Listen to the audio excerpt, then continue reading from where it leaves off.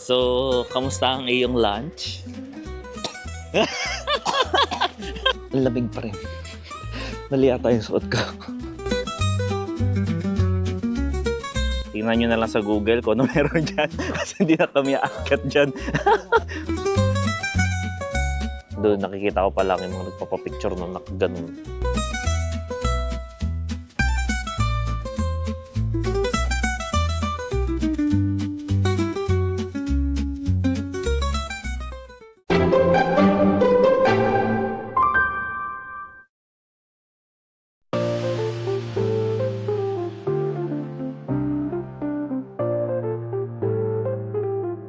Good morning guys! Another vlog, another day. Summer look na kami ngayon kasi sabi ni Abby, summer daw, mainit daw mamaya. Pero 9 degrees kasi. Tapos, tingnan mo mga suot. Yung mga nakadress. Kahit si Abby nakadress na. Ako nakagatog. Pupunta kami ngayon sa Pisa, Leaning Tower of Pisa. Saan po ba? Vineyards, tsaka wine tasting today. Oo, mag-iinom kami ng alak pa lang ngayon. Ginaw talaga ako. Mamaya na nga.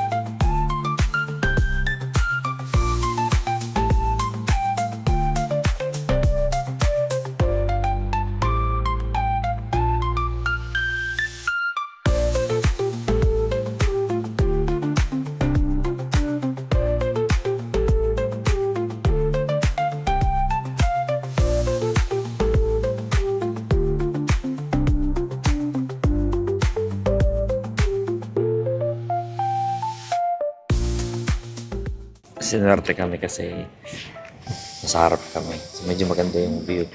So, si Ate Pao yung nag-book sa amin dito sa Get Your Guide. If ever mag-book kayo, take note na kung included yung wine tasting kasi separate pa siya. So, yung pinilahan namin is yung included yung wine tasting tsaka 3-course meal na lunch. Pero, babayad ka ng 30 euros. So, nasa 108. Nasa 1.8 sa atin, mahigit.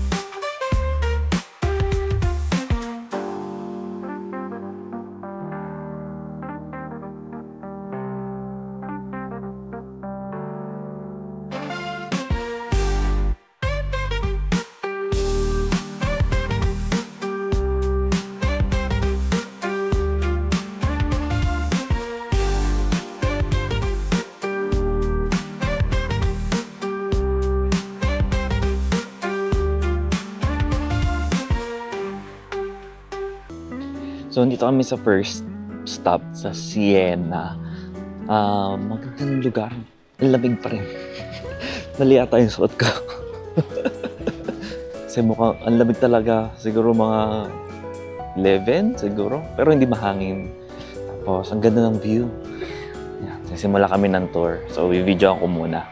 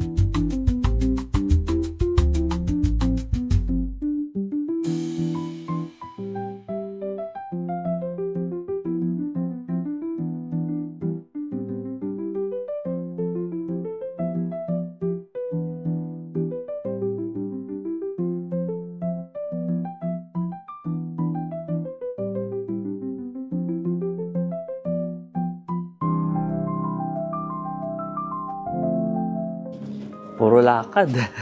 Mataas, pababa.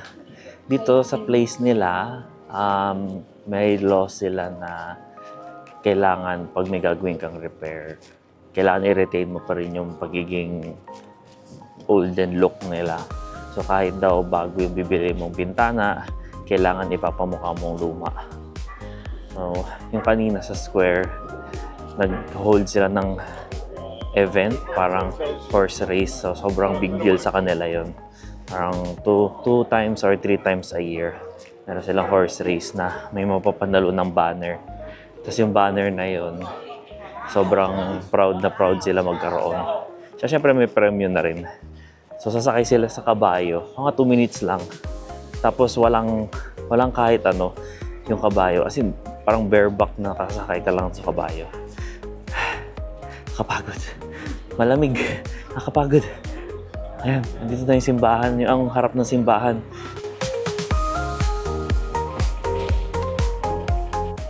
Ang ganda ng church. Pero under construction yung baba. May mga truck. Sayang yung view. Video ako.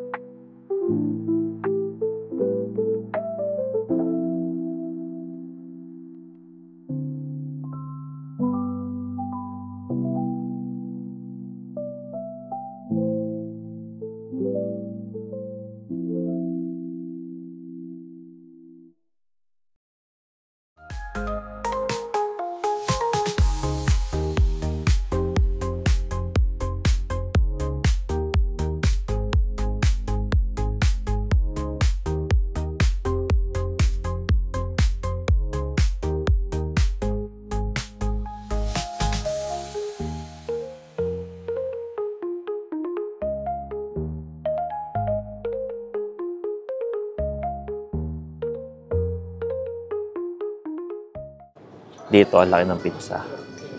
Ayan. Diyos ko. Yun yung kamay ko. Diba? Yan lang ang kamay ko. Isang order.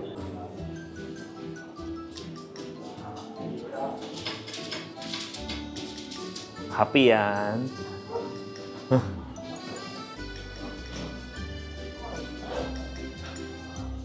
11:15 na kasi. Magkikita-kita kami pabalik ng bus, 11:45. Tapos, meron na kaming lunch, yung set, parang set na. May wine tasting.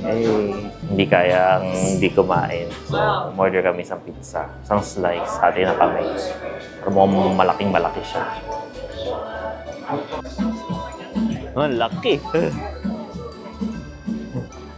Ay.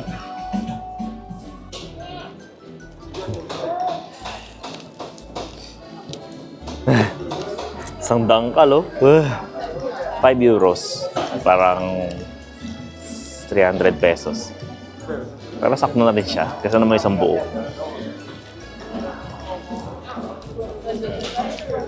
Ang tabang. Hot sauce. Hot sauce. And we're back sa square. Maghihintay na lang kami ng oras.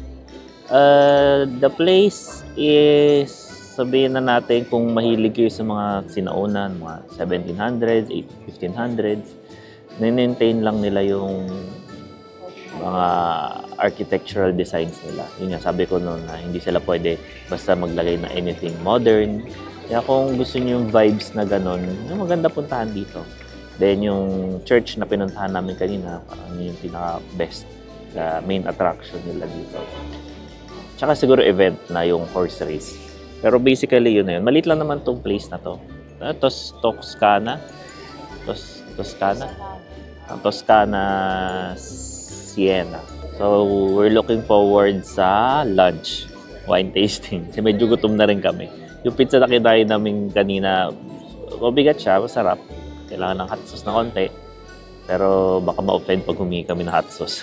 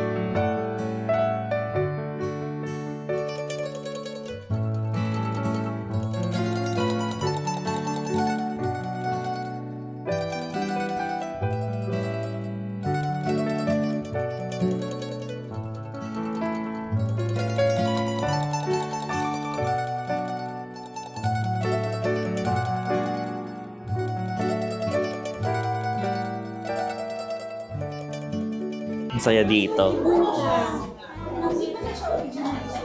So, sabay-sabay kami magla-lunch. Tapos, ganda ng view. Ewan ko maliwanag ata eh.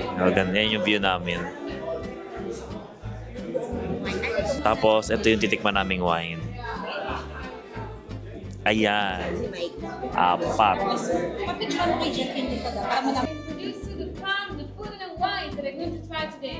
So first of all, welcome to Fattoria Portallora Elena. Use our products.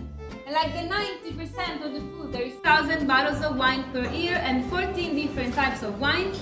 So we have 6 red wines, 4 white wines, 2 sparkling white wines, 1 rosé and 1 dessert wine. And today we're going to try 4 of these. And we will start with the Vernaccia of San Gimignano. So Vernaccia is a white wine made of 100% Vernaccia grapes. The characteristic of this wine that makes it so special and unique is that it can be produced just here in San Gimignano, because this area so many years ago was submerged by water, which made the soil very mineral and perfect to produce this kind of grapes. So you can also feel like a mineral aftertaste as you drink it. It is a very fresh and light wine that goes perfectly with any kind of starters, so like the bruschetta with oil that you're having now, but also with fish dishes and saffron dishes. This second wine that you also have already on the tables, it is the Chianti Colli Senesi, which means that this wine is produced around the hills of Siena.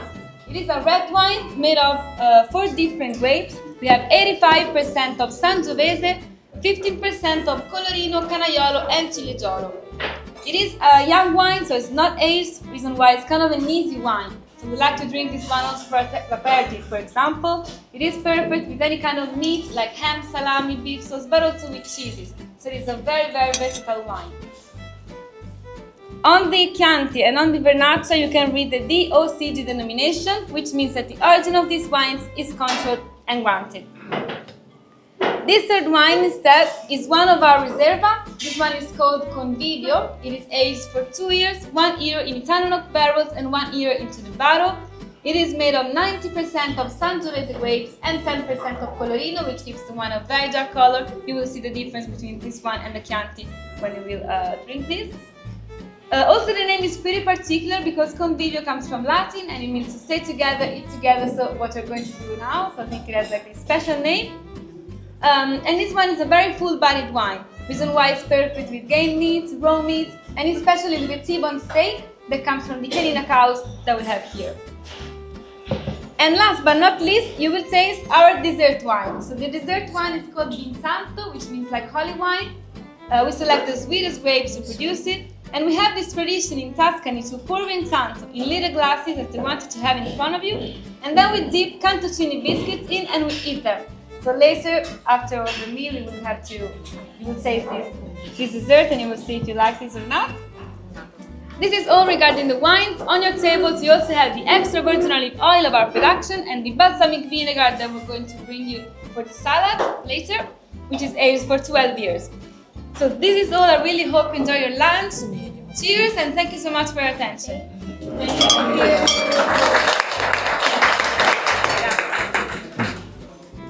Kala ko atin yung bote. Sample lang pala. So, sayang, di ko ata na-videoan yung first part. Ano ba? Yung ibang size yan, di ba?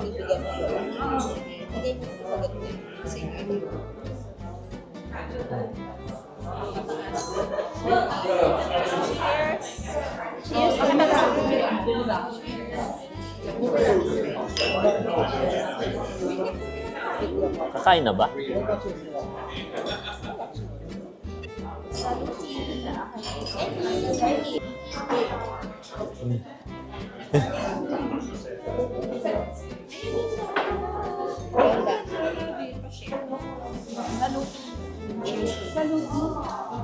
Salud. Spanish.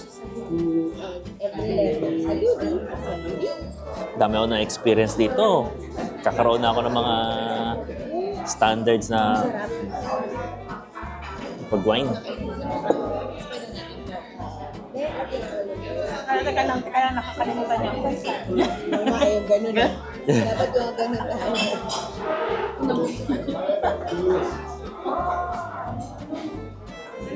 Paano ba to? Kinakamay na lang? Pupor mo lang. Hop? Oliver.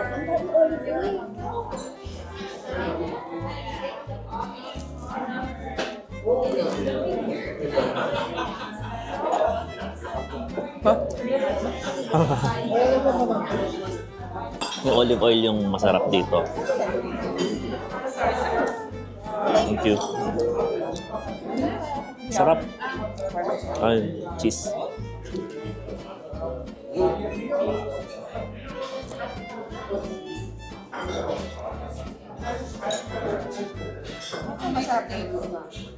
Yan, olive oil na may cheese tsaka tinapay.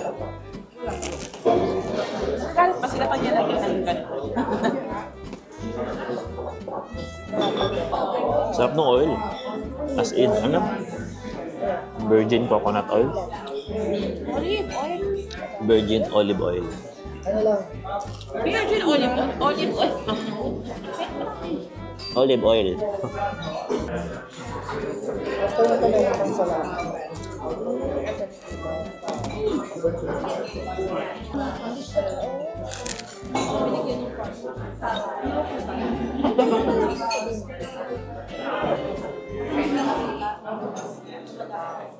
Ito ka dito.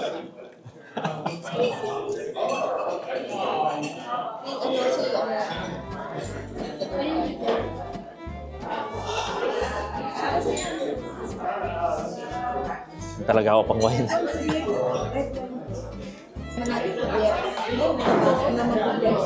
Pang shot yan, pang dessert. Pang dessert to mamaya. Ito yung pasta. Parang macaroni na may beef. Siyempre may cheese dapat. Cheese. Anong kutsara? Anong tinidor? Maliit?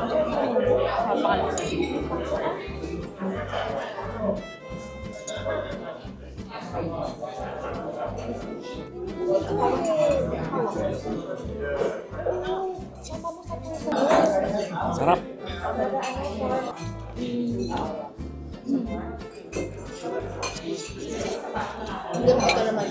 Mainit.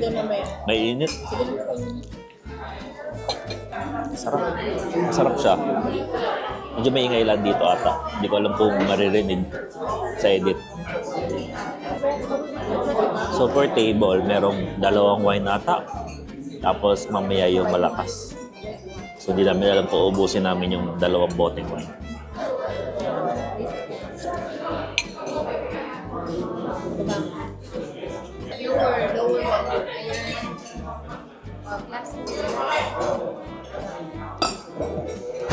May ulo ka na saan?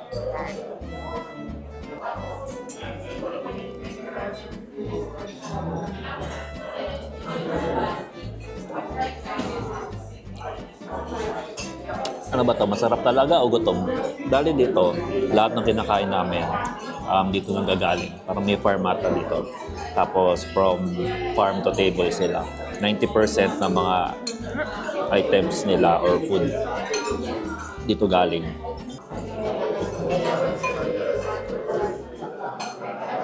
Mamaya din tayo. Sarap. Sa buildings na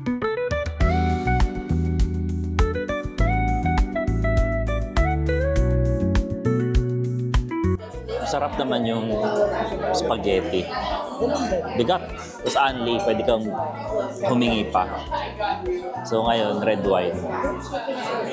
Yung white wine kanina, hindi ko lang kung marinig, parang ang ingay dito. madaming advance na dito. Kaya bookkeeping daw sila. Hindi sanay.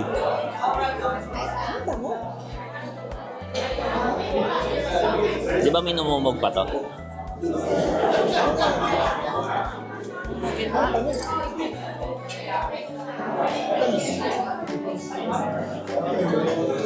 Oh my gosh. Di talaga ako ma-wine. Siguro yung mga mahilig sa wine mag-enjoy dito. Pero ito, yate kung manginginom tong isa. Dahil pagkain.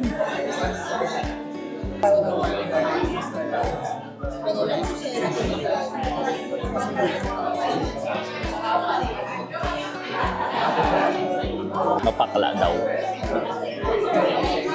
May dumatayong salad.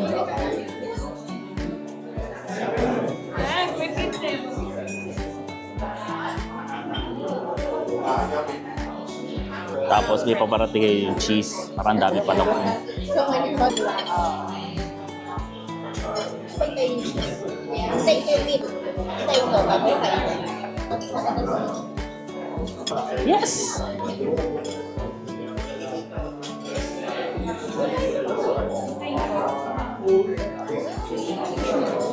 So ito yung nagpapasarap dito. Yan talaga. Isang gantong bote, 11 euros. 250 ml. Yan, lalagyan ng karne.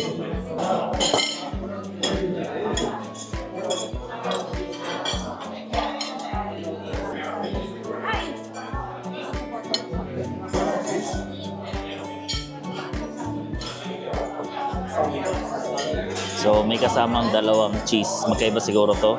Tsaka beef, pork. Di ba kita?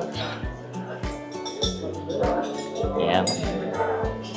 May cheese, may pork. Hindi ko alam kung anong klase pork to. Beef pala siya, beef. Ayan. Classic Italian cuisine. Let's eat. Natin kung masarap.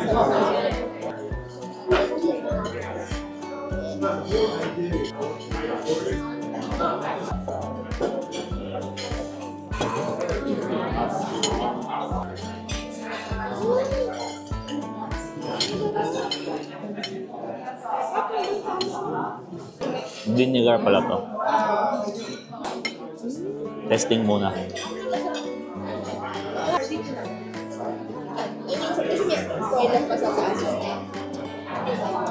Mas masarap siya. May suka. Pero iba kulay ng suka nila dito. Parang toyo.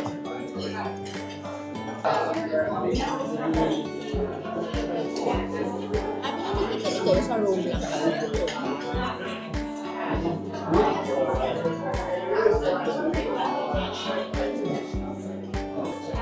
Lasang karne na parang walang timpla. Siguro tinimplahan konti lang, basic. Tapos magpapalasa yung cheese, gano'n.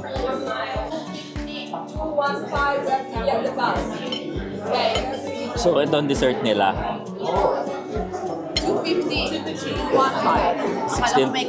16% ang alcohol level. Tapos, merong tinapay. So, ito pala yun. Ito, yung dessert nila. So, tinapay, tapos i-dip mo dun sa alak for 3 to 5 seconds. Kami ko mas yung pangalan ng biscuit.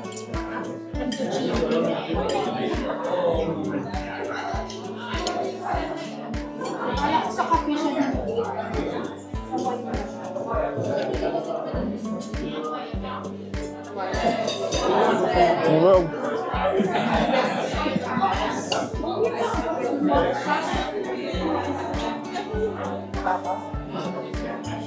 Stop! Wala? Ah.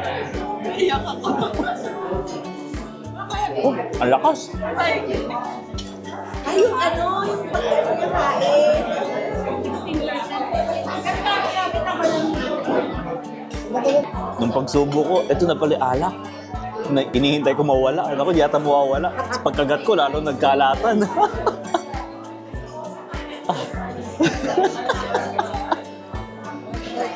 Masarap yung tinapay.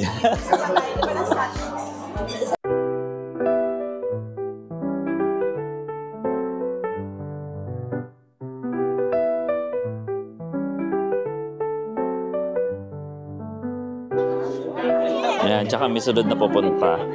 Ayan, sa taas na yan.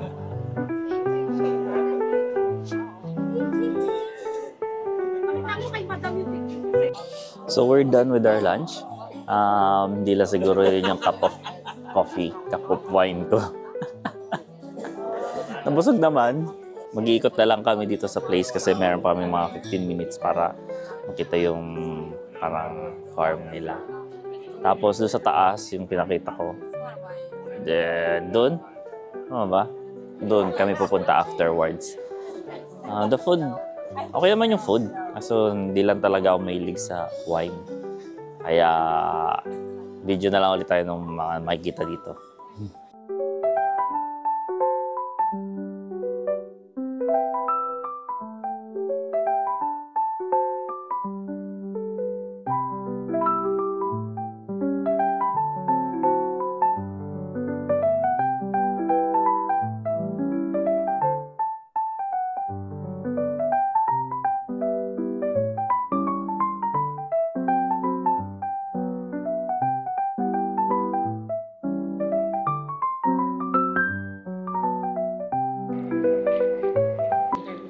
So, kamusta ang iyong lunch? Saan mo ba yun?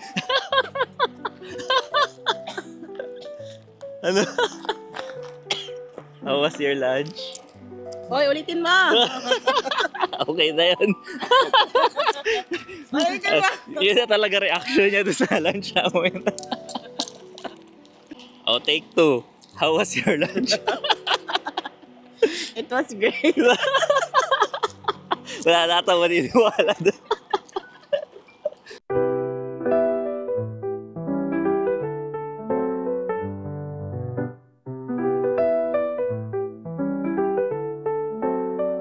Maliit lang pala yung place. Kala ko naman malaki.